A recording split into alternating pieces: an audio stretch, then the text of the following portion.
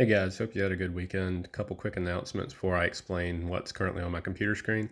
After thinking about it, I'm going to push back the poetry project 1 week. It's going to be due next Friday, May the 8th. Okay. So that'll give you an extra week to work on it. I really want us to be able to focus in on it and give you time to ask questions if you need any, get extra feedback from me. So if at any point, now this does not mean wait an extra week to start on it, go ahead and get started on it. Today's homework assignment is, of course, to tell me who your poet is. That should be pretty simple. So you absolutely have to have one picked by the end of today. By Friday, I want you to have your 3 poems. Friday's homework is just going to be what are the 3 poems you've chosen. And then that'll give you, at least a whole week having your poet and your poems to work on this. I had one kid message me and say, hey, I'm a little bit confused about the number of paragraphs you want. So basically, what I'm looking for is 4 paragraphs. I don't want it necessarily to be like a 4 paragraph essay, like you're not presenting one cohesive argument. But 1 paragraph for each poem is effectively what I'm looking for, and it might run 5 or 6 sentences. It might be a little bit of a long paragraph for some of them, maybe not. And then for your final paragraph, your fourth one, I'm looking for an overall, like a connecting of what you found in common across the three, or maybe you didn't find anything in common. Like you saw that the author talks a lot about nature and uses a lot of rhyme, or maybe they never rhyme and they talk about, society and rich people. I don't know. It depends on your poet. So that's what I'm going to be looking for. But yeah, that's pushed back until next Friday. Also, I think I've decided that, and this kind of came to me last night. I think we're going to be done with vocab for the year because I really feel like there's some things in Shurley that I need to cover, that we need to cover before the year's out for you to be prepared for next year. And I think that 12 units of 15 in vocab is pretty good. I think we'll be fine. Um, I'm not positive that we would have covered all 15 if we'd had the full year in class. We'd probably gotten 13 or 14 in, but I think 12 will work. So that means no more vocab assignments, which I'm sure you're all happy about. But most of our assignments going forward are going to be focused on Shirley. We're going to have this poetry thing, and we're still going to cover some poetry. We're still going to write a little bit, but look for basically poetry in the next couple chapters of Shirley over the next few weeks. And then the last week, we'll try to review some of what we've done throughout the year. I won't make it too crazy in the last week because we do have 3 weeks left. But yeah, those are the two announcements. So what we're going to jump into right now is Shirley chapter 12, lesson 1. And I want you to think of the Shirley stuff we do going forward in terms of the actual lessons, not in terms of chapter, because I'm going to do, a couple lessons in chapter 12, then jump to chapter 13, because not the whole chapter is useful. Not the whole chapter has things in it that you really need, because most of Shirley's later lessons in each chapter, like lesson 4, 5, 6, and all that, are focused on writing, which is something that we've done on our own that I'm pretty comfortable with you guys knowing how to do at this point, as far as essays and things. And that's something that if you have me next year, you'll get a lot more of anyway.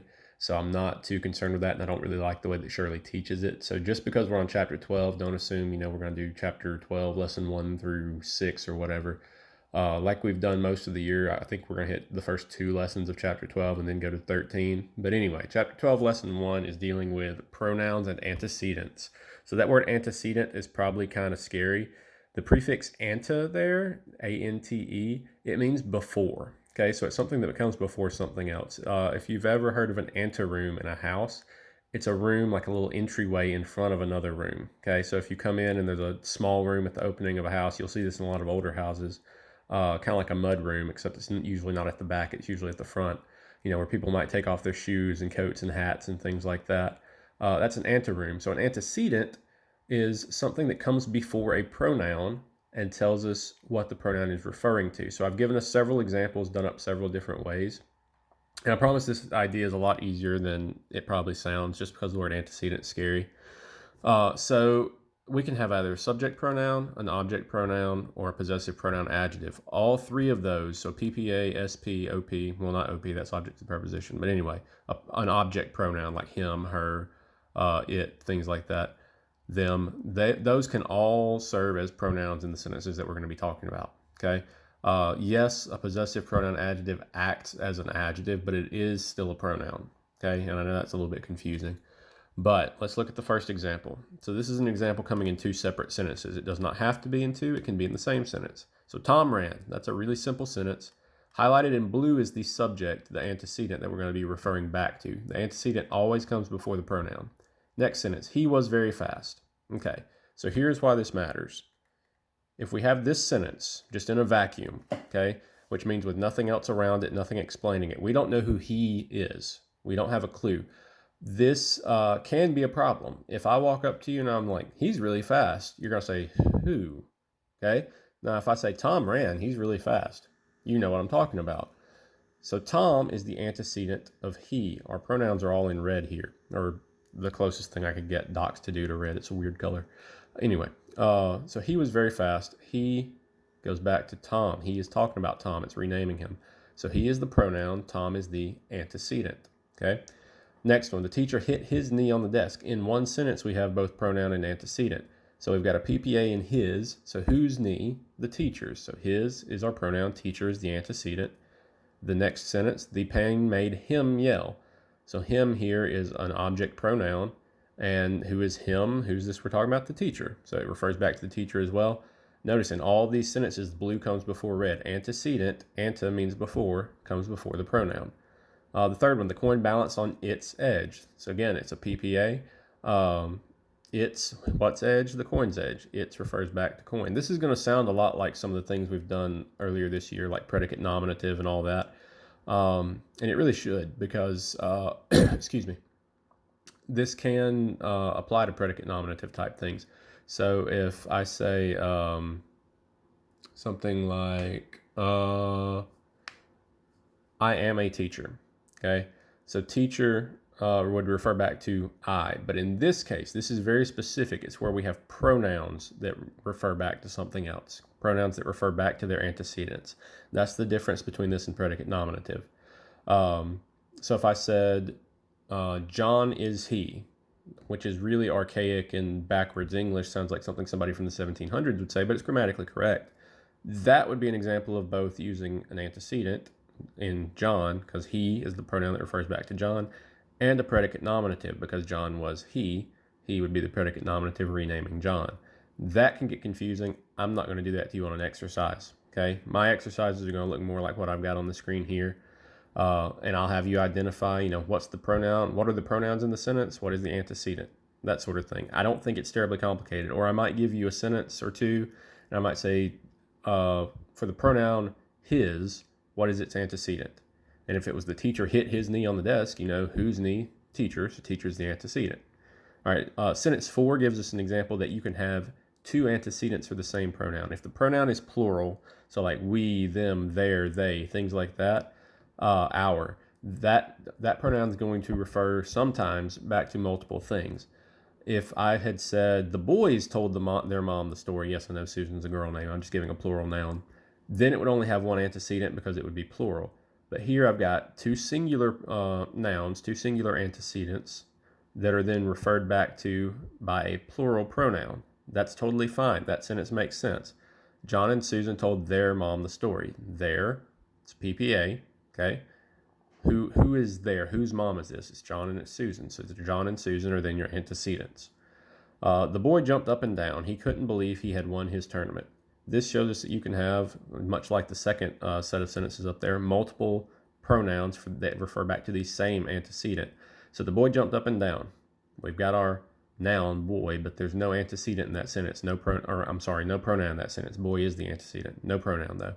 Then he couldn't believe he had won his tournament. Who is he? Boy. So boy's the antecedent. Believe he had won his tournament. So he, again, still refers back to boy. His tournament. Whose tournament? The boy's. Now, I know that sounds kind of like a broken record. I'm repeating myself a lot, but I really want to hammer this idea home. Take a screenshot of this current screen if you need it to look back over, or you can rewatch the video, whatever. But get familiar with the fact that they can come in separate sentences. They can come in the same sentence. It can be a PPA, a subject pronoun, an object pronoun. All that matters is that it is a pronoun and it refers back to a noun, okay? I don't think it's terribly difficult as long as you get it through your head and as long as you're sure. Remember, ante is before. Your antecedent always comes before the pronoun, okay? No matter what, the antecedent is going to be before the pronoun. I hope that's pretty clear. If it's not, you can always ask me. We'll do an exercise with that tomorrow, not today though. I want to give it a little time to sink in, and I'll probably review it a little bit tomorrow in that video. The next thing we're going to do is look at another poem. So this one is actually in your Pearl book.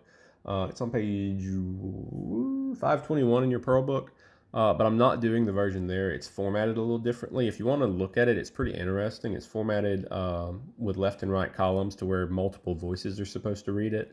And it's kind of like a song, almost like a dirge, which is like a funeral song, a sad song. Um, but this is called The Passenger Pigeon by Paul Fleischman. So I'll go ahead and read it and then we'll talk about it. We were counted not in thousands nor millions, but in billions. Billions we were, numerous as the stars in the heavens, as grains of sands at the sea, as the buffalo on the plains. When we burst into flight, we so filled the sky that the sun was darkened and day became dusk. Humblers of the sun we were, the world inconceivable without us, yet it's 1914, and here I am, alone caged in the Cincinnati Zoo, the last of the passenger pigeons. Okay, so as far as structure, there's not really a rhyme scheme or meter here. This is free verse, but I'm not necessarily going to focus on that today. What I want us to notice is that this is just told a story. Okay, this is what's called a narrative poem. It's a short one. Some narrative poems are hundreds of pages, just like a novel.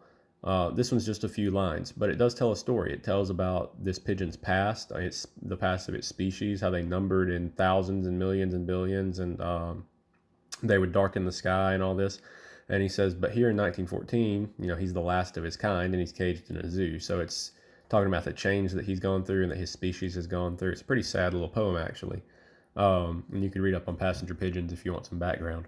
But what I want us to notice of this is that a poem can be narrative. It absolutely does not have to be. A lot of the poems we'll look at and have looked at are not narrative. They don't tell stories. They give images or ideas, or they're just associations of language. They're just sounds. Think back to Player Piano by John Updike. It was describing a piano and the playing of it. There's nothing narrative about it. It doesn't tell a story. And that word narrative, if that's confusing, you think of the word narrate, which means to tell a story. A narrator is a person who tells a story. A narrative is a story, okay? That's a word that you should be familiar with because I've used it quite a bit this year. But a narrative is a story. So if you have a poem and you read it and it tells you a story, with a conceivable beginning, middle, and end with an actual plot to it, like this one does, that's a narrative poem. So poetry can tell stories is what I want to take from this. And I want you, when you look at your poems for your poet, if you see a poem that's narrative, tell me that. I think that's a pretty easy point to analyze. I think it's pretty simple to say, hey, this one tells a story. This is a narrative poem. Maybe your poet exclusively writes narrative poetry. Maybe every poem you look at by them tells a story. Tell me that. That's something important. Maybe they don't write any narrative poetry. If they don't, you don't have to tell me. That's okay too. But I just want us to recognize that poetry has a lot of diversity. Poetry can be used for a lot of different things. Because like I said, this one has no rhyme and meter. It's extremely different structurally from a lot of the ones we've read so far. And the fact that it's focused on telling this individual story is also pretty different from what we've worked with. But if you have any questions about pronouns and antecedents, narrative poetry, our upcoming project, or anything else, let me know. But your homework for today is post the name of your poet in a private comment on Classroom, where I've put that question on each class. If you're struggling to find one still, send me a message, let me know. Maybe I can send you a list of 4 or 5 for you to pick from. And be thinking about what poems you're going to use, because like I said, that's going to be the homework for Friday. But anyway, see you guys.